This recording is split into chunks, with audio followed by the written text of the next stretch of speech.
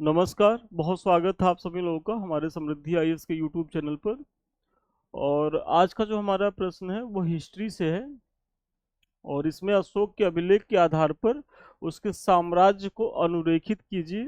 बहुत ही शानदार प्रश्न है और इस प्रश्न की महत्ता जो है वो चाहे हमारे यूपीएससी वाले बच्चे हों, स्टेट पीसीएस के बच्चे हों या जीआईसी जीडीसी के बच्चे हों, सबके लिए समान रूप से है। तो 10 मिनट बने रहिए, आपको न केवल एक अच्छा सा प्रश्न मिलेगा, उसका मॉडल उत्तर मिलेगा, बल्कि कैसे लिखना है, भूमिका कैसे लिखनी, निष्कर्ष कैसे लिखना है, ये सारी चीज़ें भी आप सीखेंगे। जीआईसी का बैच हमारा जो है वो इसमें एडमिशन्स प्रारंभ है, जो मेंस वाला बैच है आप लोग इससे जुड़िए। पीसीएस हमारा वर्ष भर चलता है, पेपर 5 खत्म होने वाला है, पेपर 6 के लिए नामांकन शुरू हो गया है।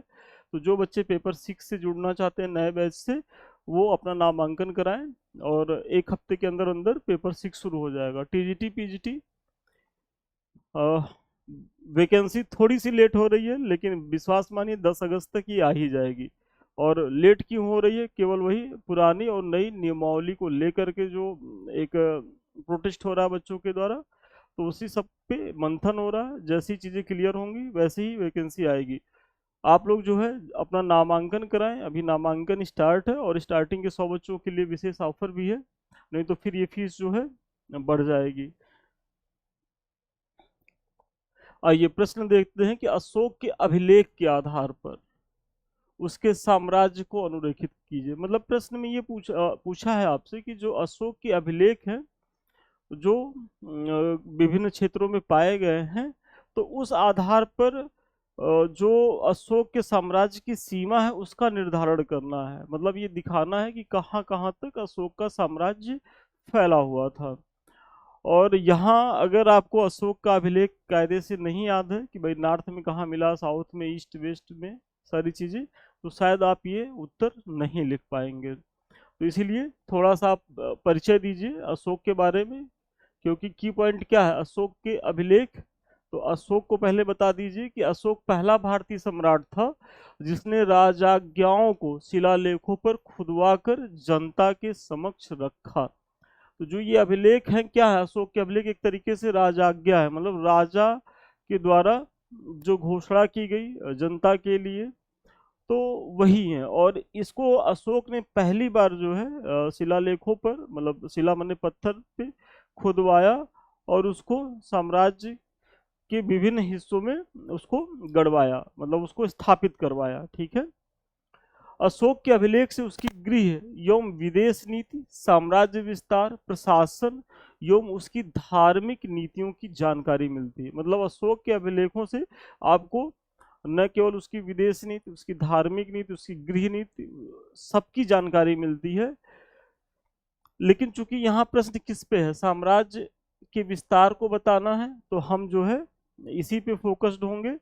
तो अगले पॉइंट में आप बताइए, चूंकि अशोक का अभिलेख एक शासक का प्रशासनिक अभिलेख है, क्योंकि उसमें क्या कहता है कि उसमें प्रजा के लिए या धर्म मात्रों के लिए या अपने अधिकारियों के लिए निर्देश आदेश जारी करता है। तो एक तरीके से ये उसके प्रशासनिक आदेश होते हैं जो उसके राज्य क्षेत्र के अंदर ही जारी किया जा सकता है। क्यों राज्य क्षेत्र के अंदर ही जारी किया जा सकता है? भाई अगर भारत सरकार है, नरेंद्र मोदी जी कोई घोषणा करेंगे, तो ऐसा तो है नहीं कि वो पाकिस्तान के प्रेस में छपेगा या बांग्लादेश के प्रेस में छपेगा। उसकी सीमा तो भारत का भौगोलिक क्षेत्र ही होगा और जहां तक ये सारी चीजें स्थापित होंगी वहां तक भारत का भौगोलिक क्षेत्र है।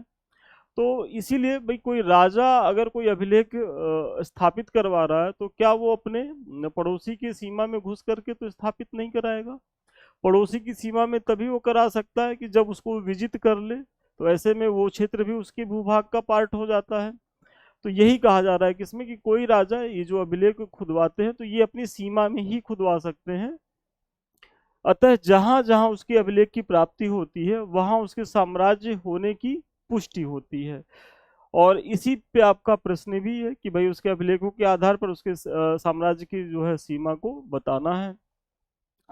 जैसे उसके द्वितीय, अब आप बता रहे हैं उदाहरण दे करके। देखिए मैंने हर वीडियो में कहा है कि जब भी आप आंसर राइटिंग करें तो ये नहीं है कि कहानी की तरह उत्तर लिखे, क्योंकि आप लोग पीटी पास किए हुए विद्यार्थी होते हैं तो आप लोग को कहानी तो पता होता है, लेकिन कहानी लिखने से तो नंबर मिलता नहीं है। जब तक आप न कोई दावा करें तो उस दावे के पीछे का प्रमाण क्या है, तर्क क्या है, तथ्य क्या है, वो सारी चीजें आप ना दें, तब तक आप बेहतर अंक नहीं पाएंगे।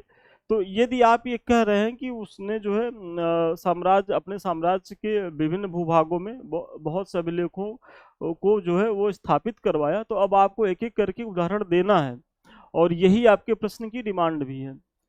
उसके द्वितीय एवं 13वें शिलालेख के अनुसार यवन राजा अंतियोक, मतलब जो सीरियाई शासक होता है, उसके साम्राज्य की सीमा पर स्वतंत्र राज्य था। तो सबसे पहली जानकारी क्या मिलती है कि जो उसके सेकंड और 13वें अभिलेख है, तो जो सीरिया का शासक होता है अंतियोकस, तो वो उसकी सीमा के बगल में स्थित है। ठीक है। फिर अशोक का साम्राज्य अफगानिस्तान तक विस्तृत था। इसकी जानकारी वहां से प्राप्त अशोक के सर ए कुन्हा या कांधार के यूनानी अरामाइक अभिलेख, लंघमान अभिलेख, शहबाजगढ़ी एवं मनसहरा अभिलेख से मिलती है। मतलब आपने पहले पॉइंट में अशोक की सीमा को सीमा के किनारे जो है सीरिया के शासक को बताया अंतियोकस की, वहां तक भाई अशोक की सीमा जहां खत्म होती है उसके बाद सीरिया का शासक अंतियोकस की सीमा आती है। पहला पॉइंट आपने दिखाया। फिर आप यहाँ दिखा रहे हैं कि अफगानिस्तान में भी अशोक के अभिलेख मिले हैं, शहबाजगढ़ी, मानसरा, सरे कुन्हा, उनके माध्यम से आप दिखा रहे हैं कि भाई जो अशोक की जो उत्तर पश्चिमी सीमा है वो अफगानिस्तान तक विस्तृत थी, सीरिया उसका बॉर्डर होता था। फिर अगर आप उत्तरी सीमा, अभी तक तो आपने ये चीजें बताई हैं, अब अगर ये नॉर्थ वाली चीजें आप दिखाएंगे तो उत्तरी सीमा में नेपाल में कौन सा अभिलेख मिला है, जो रुमिनदेई है जो क्षेत्र है वहां लुम्बिनी के पास योम निगाली सागर अभिलेख पुष्टि करते हैं कि नेपाल की तराई क्षेत्र साम्राज्य का हिस्सा था। कैसे हिस्सा था? क्योंकि यहाँ की यात्रा अशोक करता है और यहाँ जो टैक्स था उसकी दर को घटा देता है। भाई कोई शासक किसी क्षेत्र की यात्रा कर रहा है और वहाँ जो टैक्स वो वसूल रहा था वहाँ की जनता से, वहाँ का टैक्स यदि कम कर दे रहा है तो वो उसके ही भूभाग के पार्ट होंगे। आप लोग बताइए कि अशोक पहले कितना टैक्स वहां से लिया जाता था रुमिनदेई से, और अशोक ने उसको घटा करके कितना कर दिया था। और ये टीजीटी पीजीटी वाले बच्चे तो जरूर बताएंगे, क्योंकि ये वहां से प्रश्न बना हुआ है। तो अब इससे तो ये पुष्ट होता है कि नेपाल का जो तराई वाला जो क्षेत्र था, जो रुमिनदेई था, वहां तक अशोक की साम्राज्य की सीमा थी, क्योंकि वो वहां जाता है, वहां यात्रा करता है। चूंकि ये बौद्ध धर्म से प्रभावित था और कहीं न कहीं रुमिनदेई बौद्ध धर्म का प्रमुख केंद्र था, तो वहां बुद्ध के प्रति आस्था व्यक्त करने के क्रम में ये टैक्स को घटाता है। फिर उत्तराखंड में कालसी से अशोक का अभिलेख प्राप्त हुआ है। भाई देहरादून में जो कालसी वाला क्षेत्र, वहां से भी अशोक के अभिलेख प्राप्त होते हैं। तो नेपाल यहाँ है, उत्तराखंड से भी मिले हैं, कलसी वाला क्षेत्र है। फिर पूर्वी सीमा अगर आप देखेंगे तो ये उड़ीसा वाला जो क्षेत्र, धौली और जौगढ़, मतलब गंजाम जिला जो उड़ीसा का है, के अभिलेख कलिंग विजय के बाद पूर्वी सीमा का निर्धारण करते हैं। मतलब पहले यहाँ जो धौली और जौगढ़ था, ये अभिलेख जो है कलिंग विजय करता है अशोक। किस वर्ष करता है अपने शासन के, ये आप लोग कमेंट करके बताएं। तो जब ये कलिंग विजय कर लेता है तो यहाँ भी धौली और जौगढ़ जो स्थान है वहां अपने अभिलेखों को क्या करता है, स्थापित करवाता है। और यही इसकी क्या है, तो पूर्वी सीमा को जो है वो निर्धारित करता है। ठीक है। अब अगर आपने क्या देखा भाई, नॉर्थ ईस्ट की सीमा को देख लिया, नॉर्थ वेस्ट की सीमा को देख लिया, नॉर्थ सीमा को देख लिया, नेपाल और उत्तराखंड वाला क्षेत्र है। अब अगर साउथ में आप आएंगे तो दक्षिणी सीमा, मतलब कर्नाटक और आंध्र प्रदेश, और आप देखेंगे तो यर्रगुड़ी का जो अभिलेख है इसका आंध्र प्रदेश में। फिर मास्की, ब्रह्मगिरी, सिद्धपुर, जटिंग, रामेश्वर, ये सब कहाँ है, कर्नाटक में है। कि लघु शिलालेख ये सिद्ध करते हैं कि कर्नाटक के चित्रदुर्ग तक का क्षेत्र उसके नियंत्रण में था। किसके नियंत्रण में था? अशोक के नियंत्रण में था। मतलब अगर ये है तो ये यहाँ तक की चीजें अशोक नियंत्रित करता है और ये चीजें छूट जाती हैं, मतलब ये नीचे विस्तार नहीं करता। क्यों नहीं विस्तार करता वो अभी हम चर्चा कर लेंगे उस पर। पश्चिमी सीमा अगर देखा जाए तो पश्चिमी सीमा गुजरात उसके पास था ही। अशोक का गिरनार का जो शिलालेख है पश्चिम में गुजरात तक के विस्तार को बताता है। और चूंकि देखिए अभिलेखों को आधार बनाते हुए बताना है, तो अब अगर आप लिख दिए कि गुजरात तक उसकी सीमा का विस्तार था, तो उसके पीछे का दावा का क्या है, क्या प्रमाण है, तो आपको गिरनार अभिलेख उसकी जो है वो बतानी होगी, जिसके माध्यम से पता चलता है। इसी तरीके से अगर उत्तर में नेपाल, उत्तराखंड में देहरादून तक की जो चीजें थी वो उसके पास थी, तो आपको बताना होगा कि रोमिनदेही अभिलेख की चर्चा करनी होगी, कलसी अभिलेख बताना होगा। यहाँ आपको पूर्वी सीमा बताना होगा कि धौली और जौगढ़ जो थे कलिंग विजय के बाद यहाँ इस क्षेत्र में जो उसने अपने राज्यादेश मतलब जो अभिलेख हैं उसको खुदवाए थे। गिर फिर नॉर्थ ईस्ट में तो नॉर्थ वेस्ट में तो मैंने आपको बताया ही बताया। तो इस तरीके की अप्रोच के साथ जब आंसर राइटिंग करेंगे तब चीजें क्लियर होंगी और फिर ज्यादा से ज्यादा आप अंक पाएंगे। तो पश्चिमी सीमा गिरनार शिलालेख से पता चलता है। यद्यपि देखिए अब आपके मन में एक प्रश्न उठता है कि भाई ठीक है नेपाल वाली चीजें हो गई, उत्तराखंड में मिल गया, कश्मीर एक ऐसा क्षेत्र है जहां से अशोक के अभिलेख नहीं मिलते हैं। यद्यपि कश्मीर से अशोक का कोई अभिलेख प्राप्त नहीं हुआ है, किंतु अच्छा इसीलिए कुछ विद्वानों का मानना था कि कश्मीर जो है अशोक के मतलब राज्य की सीमा में नहीं था। लेकिन ये गलत दावा है उनका, क्योंकि ये आप देखेंगे तो जो कल्हड़ है, और कल्हड़ ने कश्मीर का इतिहास लिखा है, राजतरंगड़ी इनकी बहुत महत्वपूर्ण पुस्तक है, जिसमें वहाँ उत्पल वंश, कारकोट वंश, लोहार वंश सबके बारे में चर्चा करते हैं। तो ये बताते हैं, और भैंसांग के विवरण से भी ये स्पष्ट होता है कि कश्मीर भी अशोक के साम्राज्य में सम्मिलित था। कल्हड़ के अनुसार अशोक ने कश्मीर में वितस्ता नदी के तट पर श्रीनगर नामक नगर की स्थापना की थी। जो वर्तमान श्रीनगर है वितस्ता नदी के तट पर, तो उसको लेकर के कल्हड़ कहता है कि उसकी स्थापना अशोक के द्वारा ही की गई थी। तो ऐसे में ये दावा भ्रामक है कि यदि अशोक के अभिलेख वहां नहीं मिले हैं तो कश्मीर अशोक के सीमा में नहीं था। कश्मीर भी अशोक के सीमा में था, और इसका प्रमाण आप कहाँ से दे रहे हैं? कल्हड़ की राजतरंगड़ी से दे रहे हैं, जो ये कह रहा है कि वितस्ता नदी के तट पर अशोक ने जो है श्रीनगर की स्थापना की थी। और ऐसा ही कुछ विवरण कौन देता है? भैंसांग भी देता है। ठीक है, तो कश्मीर भी अशोक की सीमा के अंदर है। अपने दूसरे बृहद शिलालेख में अशोक ने कहा है कि चोल, चेर, पांड, सत्यपुत्र उसके पड़ोसी एवं मित्र थे। चोल, चेर, पांड कहाँ थे? जो मैंने पीछे बताया नहीं कि कर्नाटक और आंध्र प्रदेश के नीचे वाला जो भाग है, यही चोल, चेर, पांड्यों की सीमा थी। और ये अपने किस अभिलेख में बता रहा है? दूसरे बृहद शिलालेख में कह रहा है कि ये लोग हमारे पड़ोसी हैं और मित्र हैं। मतलब इसके नीचे चोल, चेर, पांड्य की सीमा को जो है वो हस्तगत नहीं करता है, और ये पड़ोसी बने रहते हैं। और इसकी जानकारी कहाँ मिलती है? तो दूसरे बृहद शिलालेख में। और आपको ये सब सारी चीजें लिखनी होंगी, तभी आप जा करके कमीशन में अच्छा अंक पाएंगे। नहीं तो जनरली बच्चे क्या है, एक दो उदाहरण दे दिए और उनको लगा कि मैंने तो एकदम और पेज भर दिया, और फिर एकदम खुश हो गए कि इस बार तो हम जो है टॉफी कर जाएंगे। लेकिन ऐसा होता नहीं है। जब रिजल्ट आता है तो उनको बहुत ज़्यादा तकलीफ होती है, क्योंकि उनके मेंस आंसर राइटिंग करने का अप्रोच ही गलत है। जब आप इस अप्रोच के साथ लिखिए, इतना पॉइंट आप दे दीजिए, 12 अंक का प्रश्न है, 7.5 नंबर 8 नंबर आप नहीं पाएंगे तो कहिए। संभवतः उसने दक्षिण के क्षेत्र पर नियंत्रण को लाभदायक नहीं समझा होगा, जबकि कर्नाटक से उसे सोने की प्राप्ति होती थी। मतलब आप ये इसलिए बताया जा रहा है कि आप ऐसे देखिए क्या कह रहा है कि भाई उसके जो पड़ोसी हैं चोल, चेर, पांड, द्वितीय बृहद शिलालेख में वो कहता है कि हमारे पड़ोसी और मित्र हैं।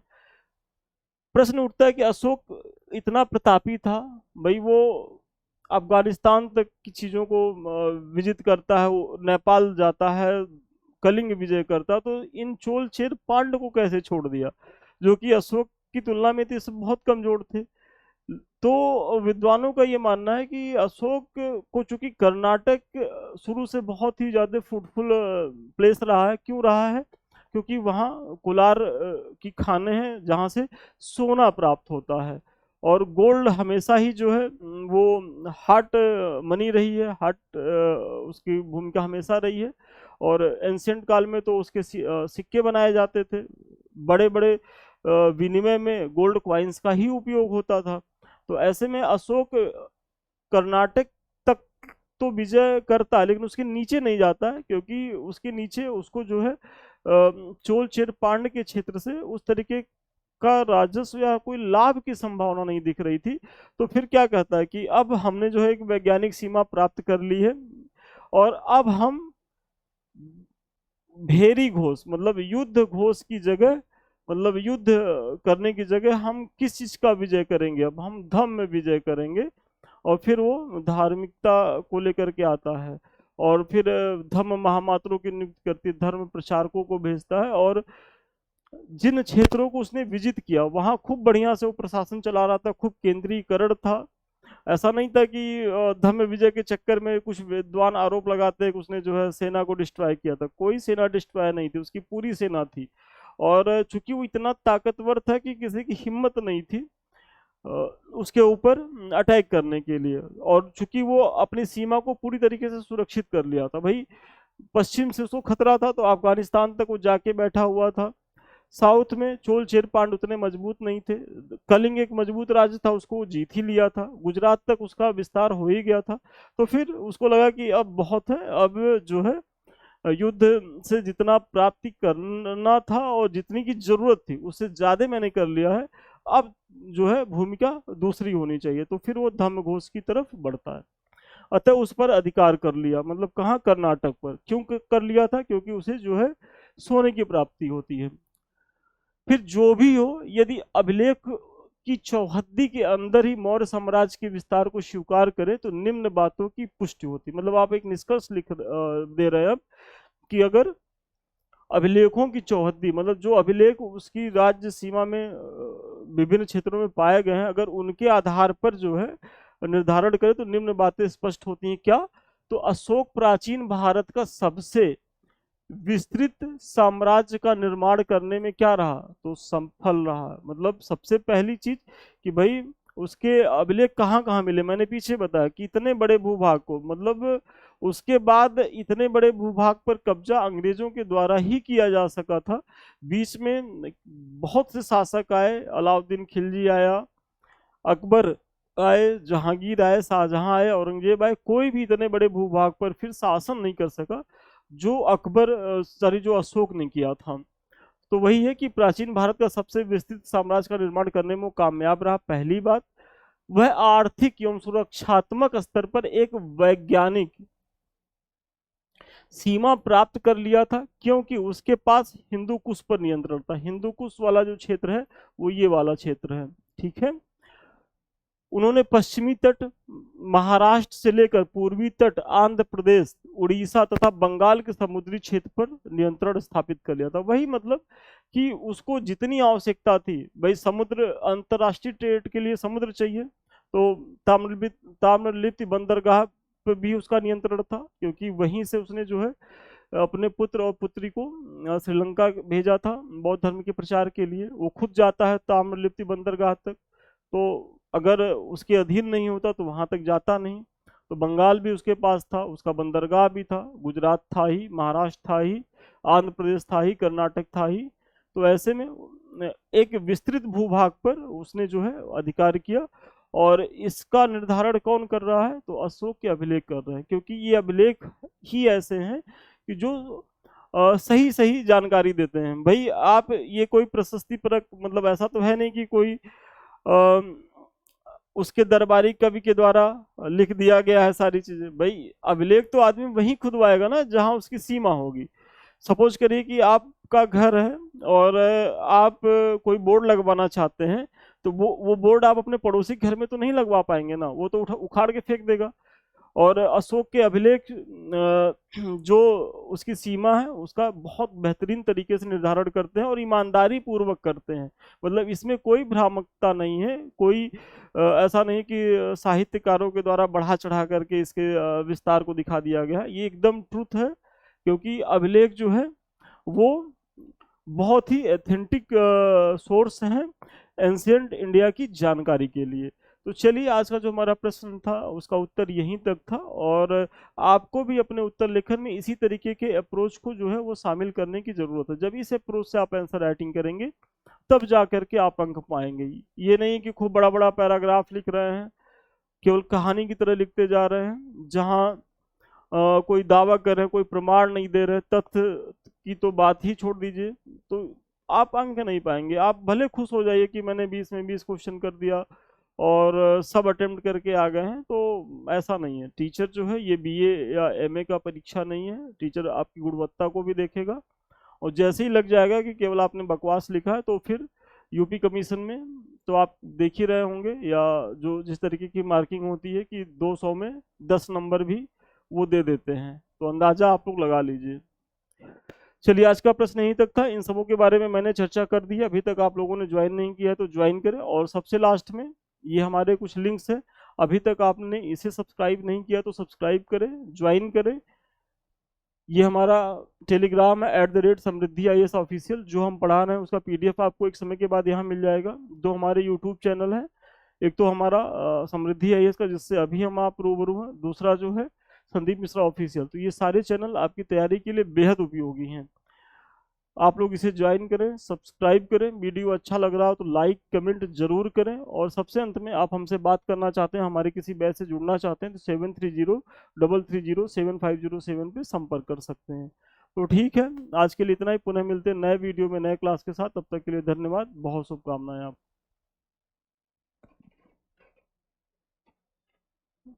देखो उसको।